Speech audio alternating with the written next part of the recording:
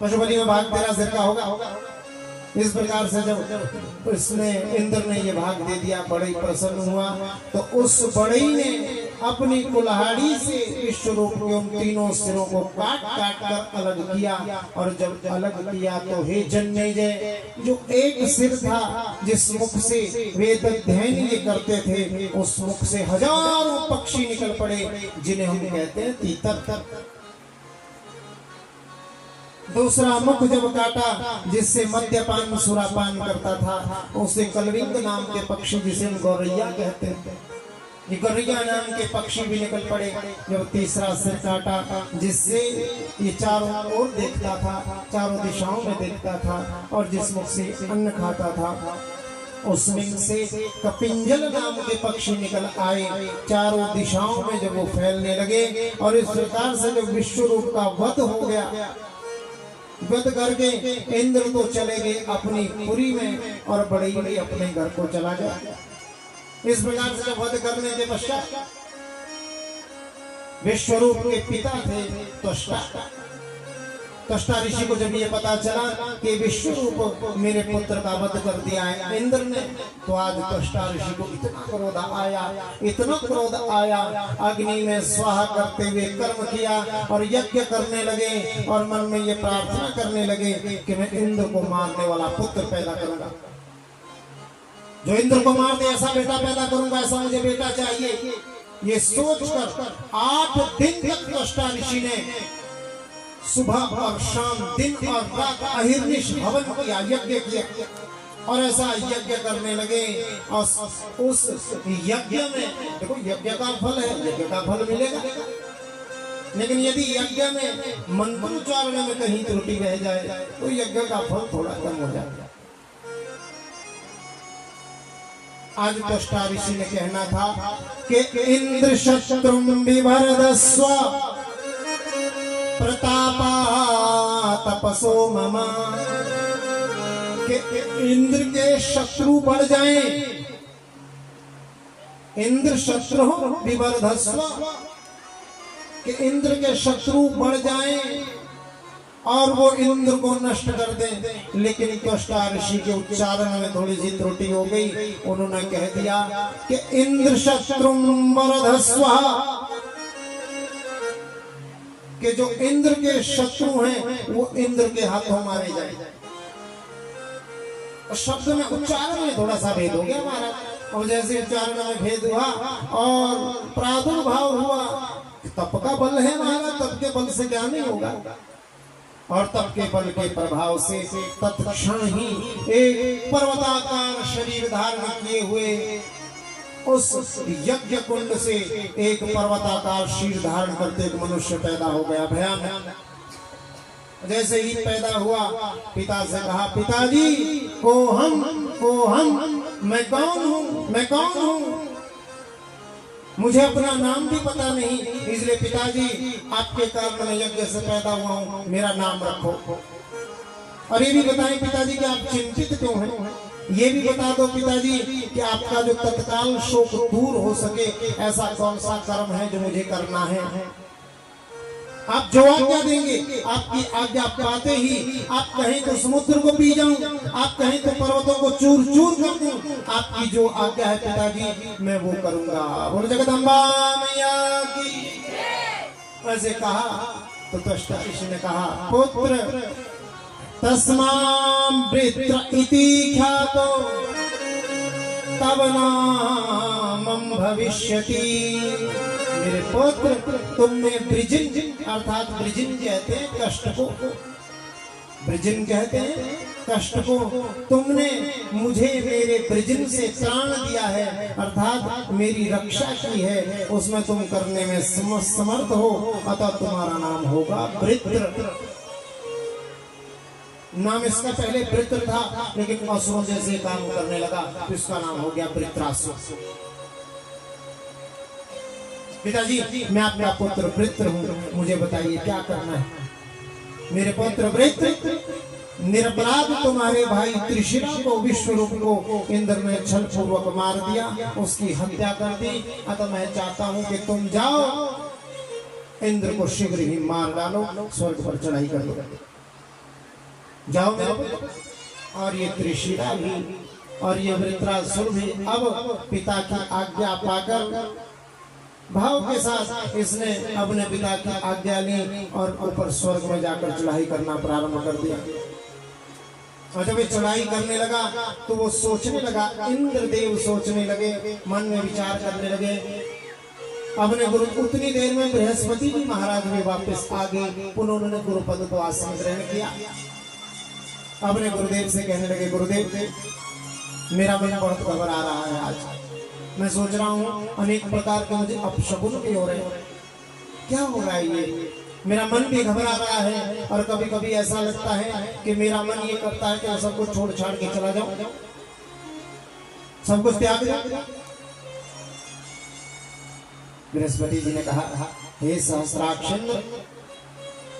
मैं क्या कर सकता हूं, आपने ब्राह्मण की हत्या करके घोर पाप किया है, निरपराध मुनि की आपने हत्या की है, इसीलिए संकट उपस्थित हुआ है। अभी तो आपको ब्रह्म हत्या का दोष भी लगेगा। ब्रह्म हत्या जिस दिन आपको पकड़ेगी उस दिन आप पछताएंगे। ये जो तुम्हें मन में भय हो रहा है, किसी कारण नहीं है, भय तुम्हारे इसलिए हो रहा है क्योंकि त्वष्टा ऋषि ने तुम्हें मारने के लिए वृत्रासुर नाम के राक्षस को पैदा किया है। और दूसरा, तुम्हारा मन यहाँ नहीं लग रहा, तुम्हारा मन इसलिए नहीं लग रहा क्योंकि तुमने एक निरपराध ब्राह्मण की हत्या की है, तुम्हें ब्रह्म हत्या छेड़ रही है, तुम ब्रह्म हत्या काट रही है, इसलिए सब कुछ उपस्थित हुआ है। और ये तुम्हें मारने आ रहा है ना वृत्रासुर, ये जन्म से अवध्य है, इसे कोई नहीं मार सकता, ये जन्म से अवध्य है। इंद्र ने कहा, गुरुदेव तुम्हें क्या करूं, कोई उपाय बताएं। बृहस्पति जी ने कहा, उपाय इतना ही है, अभी के लिए तो फिलहाल तो तुम्हें इंद्र के साथ युद्ध करना पड़ेगा। और ऐसा वर्णन आता है देवी भागवत में, 100 वर्षों तक इंद्र के साथ इसका युद्ध चला, 100 वर्षों। अंत में इंद्र इस वृत्रासुर से हार गए और हिमालयों की गुफाओं में जाकर सारे देवता जाकर छुप गए, सारे जाकर छुप गए। ये त्वष्टा ऋषि के पास आया वृत्रासुर, कहा, पिताजी मैं इंद्र को मार तो नहीं सका, लेकिन वो इंद्र भाग गया था, इसलिए मैं उसे मार नहीं सकता था, क्योंकि युद्ध का एक नियम है, जब कोई निकल जाए भाग जाए तो उसे कभी मारना नहीं चाहिए। अब आज्ञा दीजिए, अब मैं क्या करूं। पिता ने कहा, त्वष्टा ने कहा, जाओ तुम शिव जी या किसी ब्रह्मा जी की किसी की उपासना करो, ध्यान करो प्रसन्न करके, और उनसे वरदान मांगो। और पिता की आज्ञा से ही वृत्रासुर भी तपस्या करने के लिए गंधमादन पर्वत पर चला गया। स्थिरासन, एक शीर्षासन पे सिर नीचे और पैरों को ऊपर करके ये त्रिशील भाव के साथ वृत्र वहां जाकर तपस्या करने लगा। तपस्या से केवल और केवल जल पीकर ये तपस्या करने लगा, और अंत में तपस्या से प्रसन्न होकर ब्रह्मा जी संतुष्ट हुए और प्रकट हो गए। जैसे ही प्रकट हुए, ब्रह्मा जी ने कहा, वरदान मांगो पुत्र। क्या मांगते, तुमने बहुत कठोर तपस्या किया। तो आज वृत्रासुर ने वरदान मांगा कि न शुष्केन न चात्रेण न पाषाणेन न दारुणा भविष्यति च ते मृत्यो सत्यम सत्यम ब्रवीम्यहम्। मुझे वरदान दीजिए प्रभु, न सूखे से मरूं, न गीले से मरूं, न पाषाण से मरूं, न कठोर वस्तु से मरूं, न पत्थर से मरूं, न किसी कठोर चीज से मेरी मृत्यु हो, ये वरदान दे दो प्रभु। ब्रह्मा जी ने कहा, तथास्तु। जैसे तथास्तु कहा, इतनी देर में जितने वर्षों तक इसने तपस्या की, इंद्रादि देवता पुनः स्वर्ग में आ गए थे। ये फिर गया वृत्रासुर, इसने फिर स्वर्ग पर अधिकार कर लिया, इंद्र को वहां से भगा दिया। और जब भगा दिया, इतना भयानक युद्ध हुआ। उस भयानक युद्ध में सारे देवता भी डर गए, सभी भागकर दूर चले गए, और अंत में जाकर बृहस्पति जी की शरण में जाकर हाथ जोड़ के प्रार्थना करने लगे, हम फिर से हार गए प्रभु, गुरुदेव क्या करें। बोले कुछ नहीं कर सकते तो फिर ब्रह्मा जी के पास जाओ, सभी ब्रह्मा जी के पास फिर से गए। ब्रह्मा जी ने कहा हम कुछ नहीं कर सकते, भगवान विष्णु के पास चलो। भगवान विष्णु के पास चले गए। भगवान विष्णु से कहा आप सब कुछ जानते हैं, ये जो संकट इस समय उपस्थित हुआ है, इस संकट से हमें बचाने का कोई उपाय बताएं। तो भगवान विष्णु ने यहाँ बड़ा सुंदर उपाय बताया। कहा कि इंद्र, यदि तुम इस वृत्रासुर से अत्याचार से बचना चाहते हो और इसका उपाय जानना चाहते हो, तो इसका एक उपाय है। बोले क्या? शत्रु को यदि वश में करना हो तो उसके 4 उपाय हैं। पहला उपाय साम, दूसरा दाम, तीसरा दंड, चौथा भेद। भेद की आज्ञा देकर कोई मानता है तो ठीक है, नहीं तो कुछ दाम देकर, कुछ धन देकर, फिर भी नहीं मानता तो फिर दंड देकर, फिर दंड देकर भी मानता तो खूब पड़वा दो। शत्रु को वश में करना होगा। बोले तो क्या करें? वो तो अजय है वृत्रासुर, ब्रह्मा जी से वर प्राप्त करके बलवान हो गया है। गंधर्व, ऋषि, मुनि सब इनसे किसी नहीं मर सकता।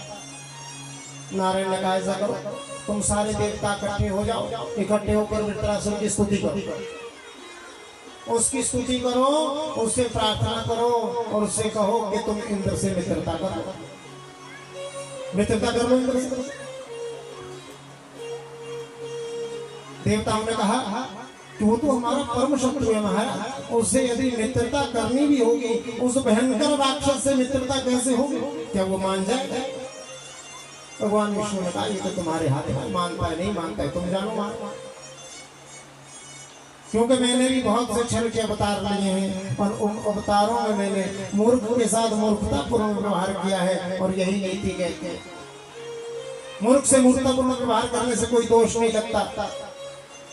मधुकैटभ के वध के समय माया भगवती जगदम्बा की शरण में मैं गया था, मोहिनी अवतार आदि मैंने लिए, सब छल के तो मेरे अवतार।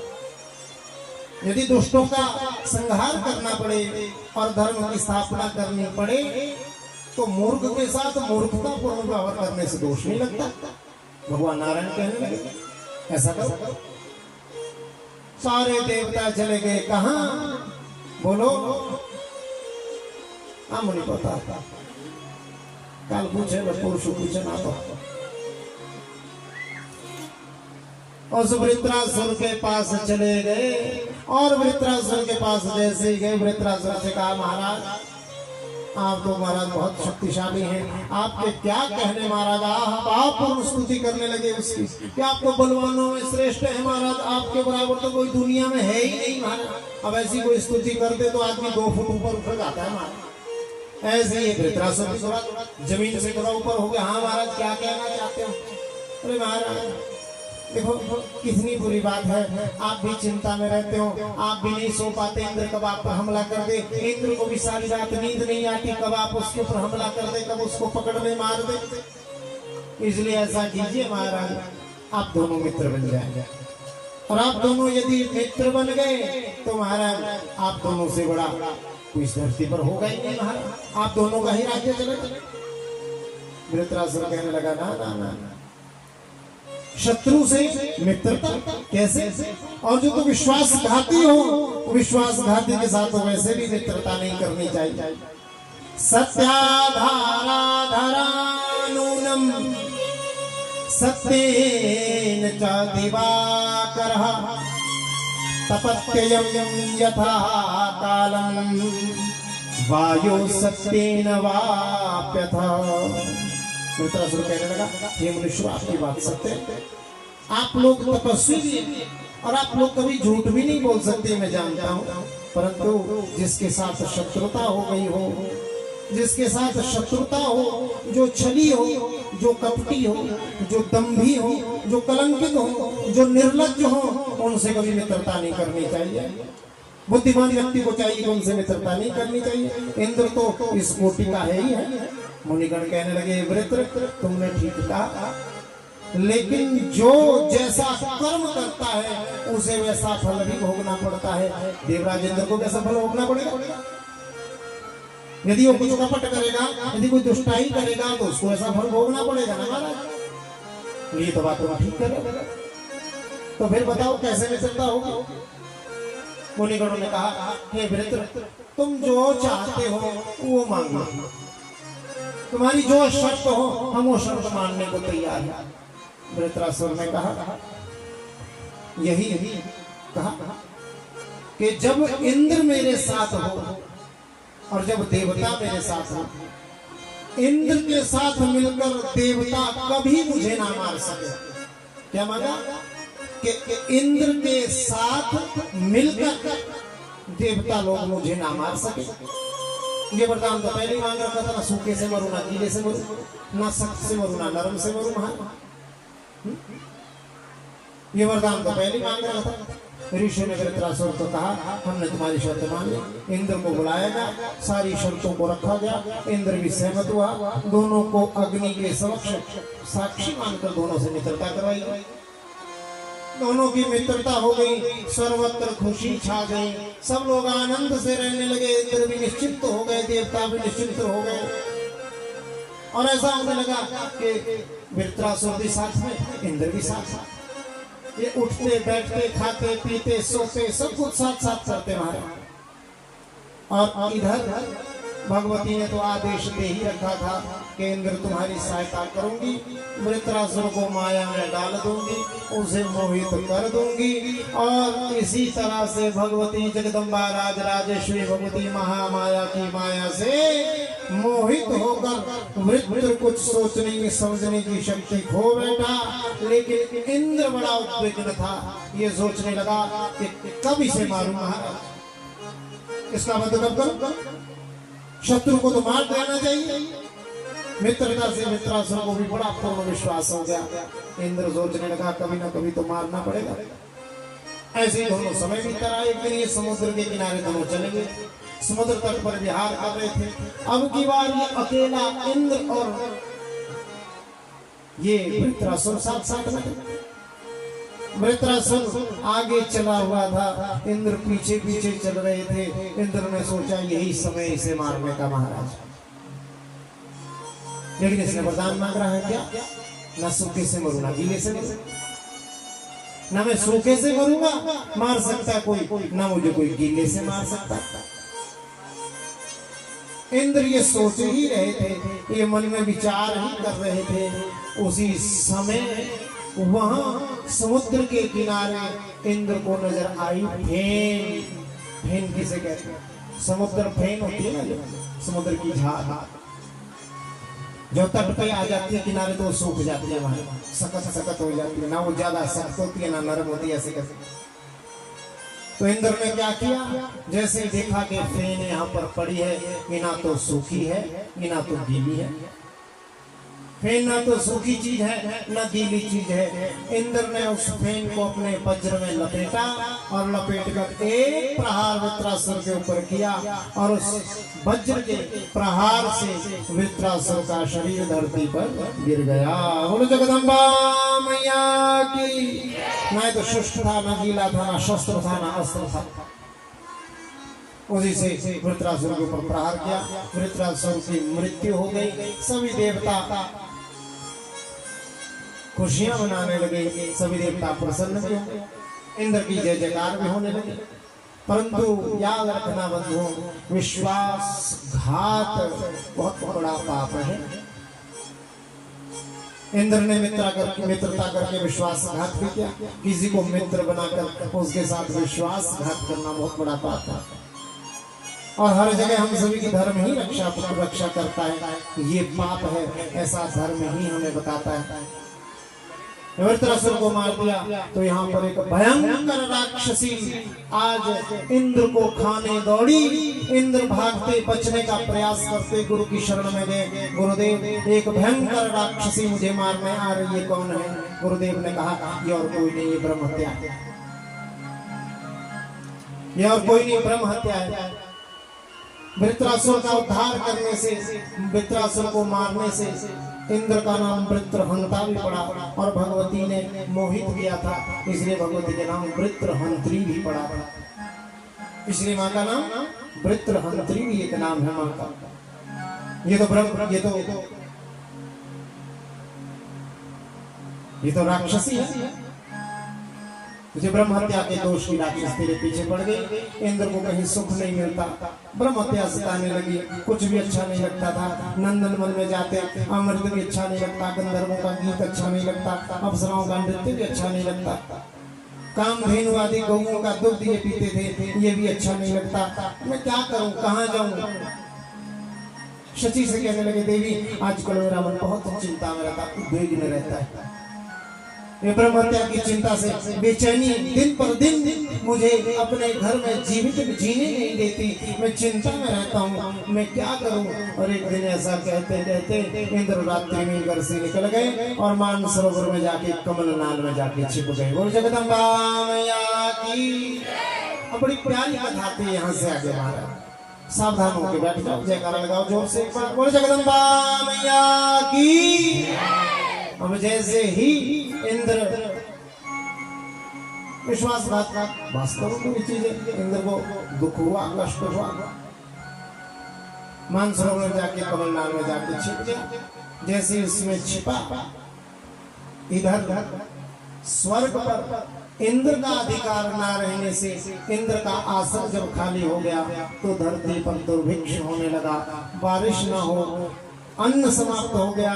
इंद्र की पदवी खाली होने पर अराजकता फैलने लगी, तो सारे के सारे देवता आज पुनः ब्रह्मा जी की शरण में गए। ब्रह्मा जी ने कहा कि इस समय धरती पर नहुष नाम के जो राजा हैं वो महान तेजस्वी पराक्रमी हैं, बुद्धिमान भी हैं, तुम उन्हें अभी फिलहाल के लिए इंद्र के आसन पर बैठाओ।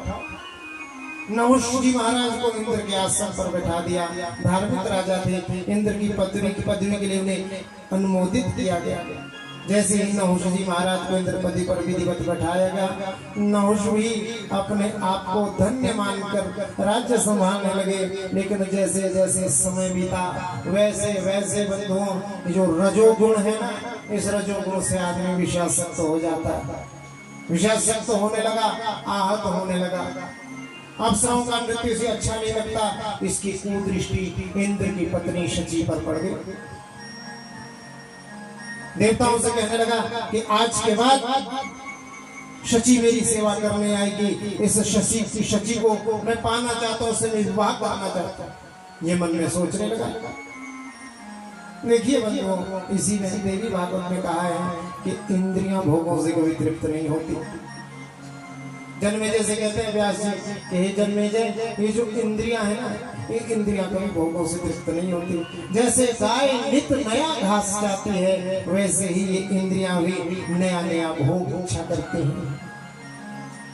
इसलिए यदि इनके मुख पे ताला लगाना है तो भगवती का स्मरण करना बहुत आवश्यक है। इन इंद्रियों को संभालना है तो साधना करना आवश्यक है, नाम लेना आवश्यक है। इसलिए माँ से हमेशा प्रार्थना करो, माँ हमारी जो लगन आपसे लग गई है, इस लगन को कभी छोड़ने मत देना। लागी लगन मत तोड़ना हो, लागी लगन मत तोड़,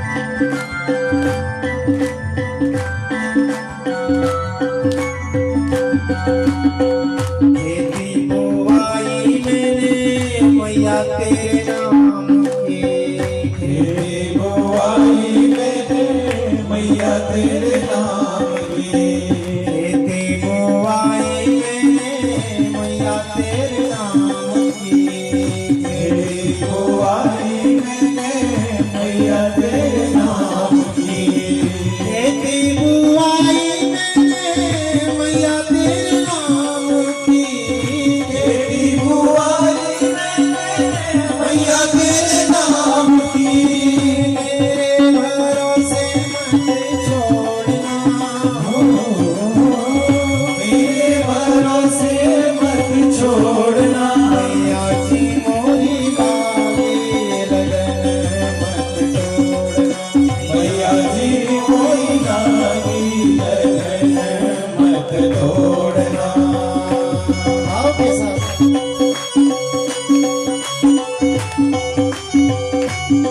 महामाया ने माया से बचना है तो उसकी शरण में जाने पड़ेगा।